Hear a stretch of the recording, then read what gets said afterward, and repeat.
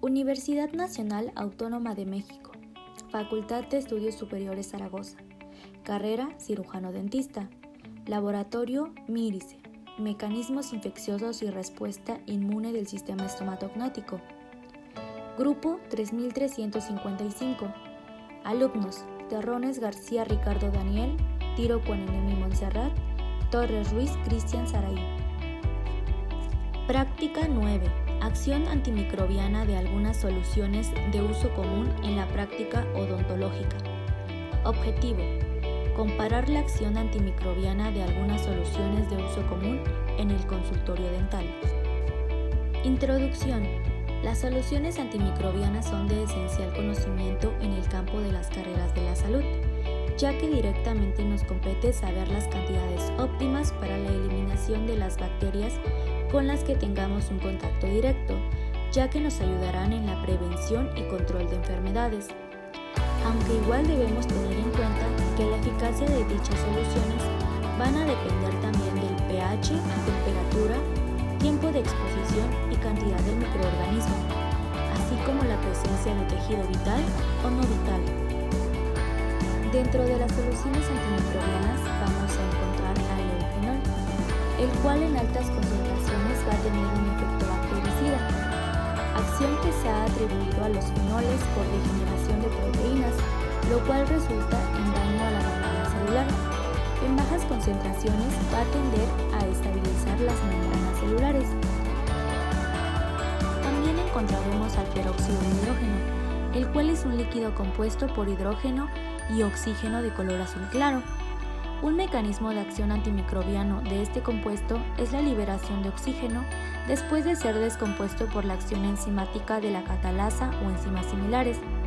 Esta liberación de oxígeno tiene un efecto tóxico sobre microorganismos anaerobios y por lo tanto su viabilidad disminuye. Su acción antiséptica y antimicrobiana, aun cuando se considera de amplio espectro, es mayor para gram positivos que para gram negativos. También incluye bacterias esporuladas, virus y levaduras. Clorexidina es el antiséptico estándar para la prevención de infecciones. A bajas concentraciones es bacteriostática y a altas es bactericida.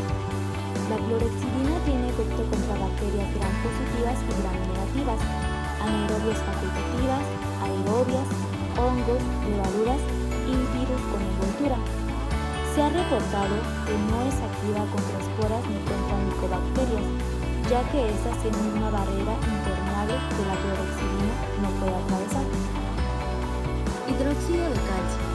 Se ha demostrado que actúa por disociación iónica y que su efecto antimicrobiano se debe a su elevado pH, 12.8, y a la liberación de iones hidróxido. La acción bactericida ha sido relacionada con la liberación de iones hidróxilo, los cuales son radicales altamente oxidantes con una gran reactividad, lo que dificulta que puedan difundirse a sitios distantes. También se ha sugerido que tiene la capacidad de absorber el dióxido de carbono, lo que puede contribuir a actividad antibacteriana. Hipoclorito de sodio. Este irrigante es una sal formada por ácido hipocloroso e hidróxido de sodio, muy soluble en agua y relativamente inestable. Es usado como primera elección en los tratamientos de conductos radiculares por sus propiedades antimicrobiana, antimicótica y antiviral, incluyendo el virus de la inmunodeficiencia humana. Método. Con la ayuda de una asa previamente esterilizada y fría, tomaremos una cepa de Staphylococcus aureus en una caja de agar soya tripticaseína, sembraremos masivamente. Después tomaremos otra asa, esterilizamos y dejamos enfriar, y de esta forma tomaremos una cepa de Streptococcus mutans y en una caja de soya tripticaseína sembraremos masivamente. Y por último, tomaremos otra asa, esterilizamos y dejamos enfriar y tomaremos una cepa de Escherichia coli y con otra caja agar soya tripticaseína sembraremos masivamente. Después de haber sembrado estas cepas en cada una de las cajas agar, distribuiremos en las superficies de las cajas los discos de papel filtro humedecidos con cada solución ocupada, que estas son oxoral, hipoclorito de sodio al 1%, hipoclorito de sodio al 2.5%, hipoclorito del sodio al 2%, peróxido de hidrógeno, hidróxido de calcio, suero fisiológico y eugenol, y etiquetar en la base de la caja con el nombre de la solución o el número a la que corresponde cada uno. Después de esto, incubaremos las 3 cajas durante 24 horas a 37 grados centígrados. Bueno, y ya vamos con lo que serían los resultados. Aquí podemos ver que en el Streptococcus mutans no se ve ninguna inhibición, por lo mismo que tampoco se ve un crecimiento bacteriano.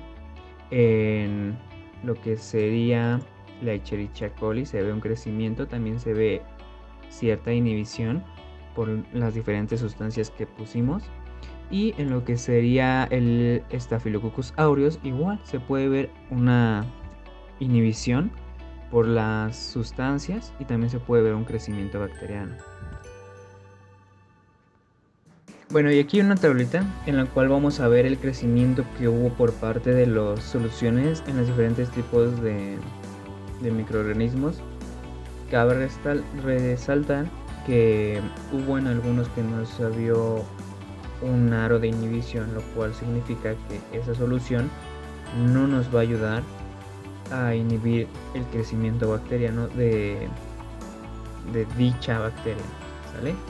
Bueno, del lado izquierdo tenemos en orden lo que serían los microorganismos, el cual está en primer lugar el Staphylococcus aureus, el segundo el Streptococcus mutans y el último el Escherichia coli.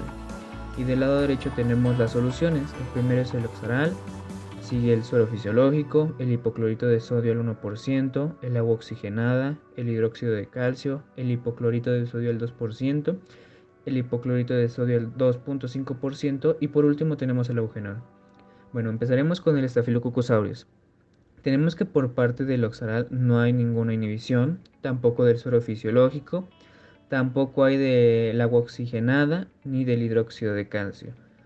Se ve una inhibición grande por parte de lo que sería el hipoclorito de sodio al 1%, que serían aproximadamente 15 milímetros de diámetro, por hipoclorito de sodio al 2% de un 17 de 7 milímetros de diámetro, por hipoclorito de sodio al 2.5% un 15 milímetros de diámetro, y por parte del eugenol 15 milímetros de diámetro. Entonces estos serían los que nos ayudarían a inhibir. Tenemos de parte del Streptococcus mutans, no encontramos una inhibición, por lo mismo que no hubo un crecimiento bacteriano. Y en la Escherichia coli tenemos que la mayoría de soluciones nos ayudaron a inhibir. Por parte del oxaral tenemos unos 15 milímetros de diámetro.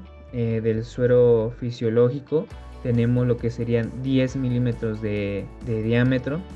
Del hipoclorito de sodio tenemos lo que serían 25 milímetros de diámetro, y perdón, es hipoclorito de sodio al 1%. De parte del agua oxigenada tenemos 6 milímetros de diámetro. Del hidróxido de calcio tenemos 10 milímetros de diámetro. Del hipoclorito de sodio al 2%, 10 milímetros de diámetro. Por parte del hipoclorito de sodio al 2.5%, 13 milímetros de diámetro, y del eugenol 19 milímetros de diámetro. Entonces quiere decir que la mayoría de soluciones nos ayudaron a inhibir el crecimiento, pero por parte de lo que sería el eugenol hubo una gran inhibición, igual que el hipoclorito de sodio al 1%. En la discusión tenemos que podemos observar que con las bacterias Staphylococcus aureus existe una inhibición con algunas sustancias, como lo es el hipoclorito de sodio en sus diferentes concentraciones, y también con lo que es el eugenol, destacando una inhibición del crecimiento con la concentración del hipoclorito de sodio al 2%.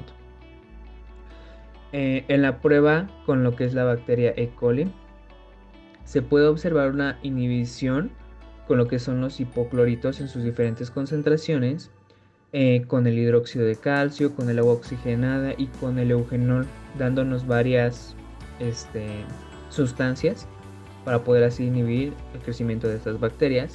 Y con lo que sería el Streptococcus mutans claramente notamos que no hubo ninguna concentración que nos permitiera la inhibición de la bacteria, dándonos a entender que no son aptas ninguna de las sustancias para el empleo en caso de que haya un hallazgo del Streptococcus mutans.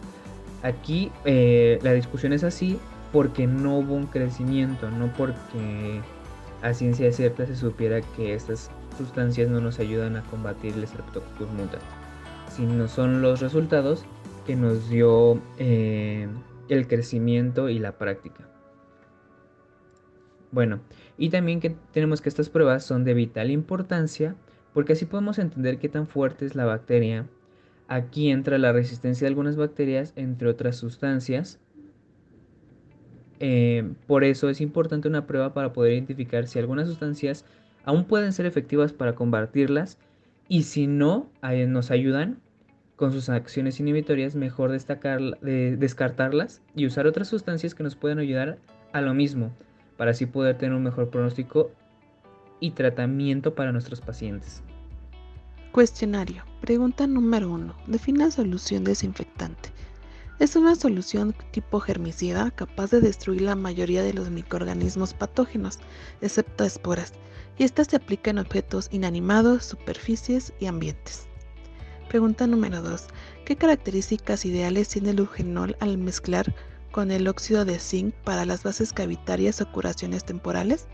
Se adaptan bastante bien a las paredes cavitarias, sufren relativamente aquellos cambios de tipo dimensional, se disuelven y se desintegran con cierta lentitud y presentan un pH casi neutro.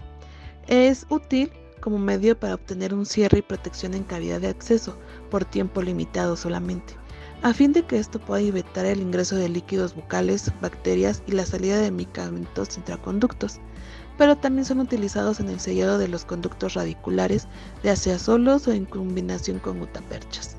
Pregunta número 3. En base a sus resultados, ¿qué solución o soluciones utilizaría para desinfectar conductos radiculares y por qué?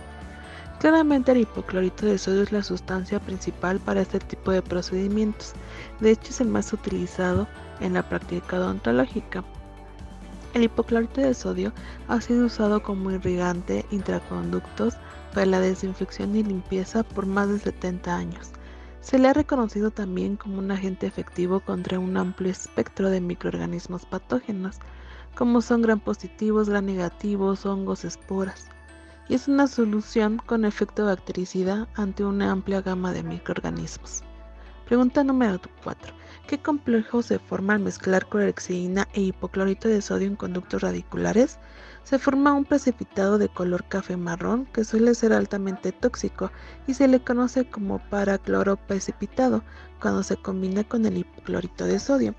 También se dice que cuando se deja o se permanece en el conducto radicular por periodos más de 14 días o más de 37 grados centígrados. Pregunta número 5. ¿Qué efectos tiene la intrusión de hipoclorito de sodio a los tejidos periradiculares? Produce al paciente una variación de síntomas dolorosas de forma inmediata, con una respuesta inmunológica exacerbada, una necrosis hística, también suele aparecer edema y alguna formación de hematomas. Conclusión. Cristian Saraí Torres Ruiz. A lo largo de nuestra carrera profesional siempre nos vamos a dar cuenta que nos vamos a encontrar con riesgos de infecciones a nuestro alrededor, nuestro medio. Pues nos dedicamos a eliminar microorganismos que están afectando la salud de nuestro paciente y pues de esta forma hay que eliminarlas o prevenirlas.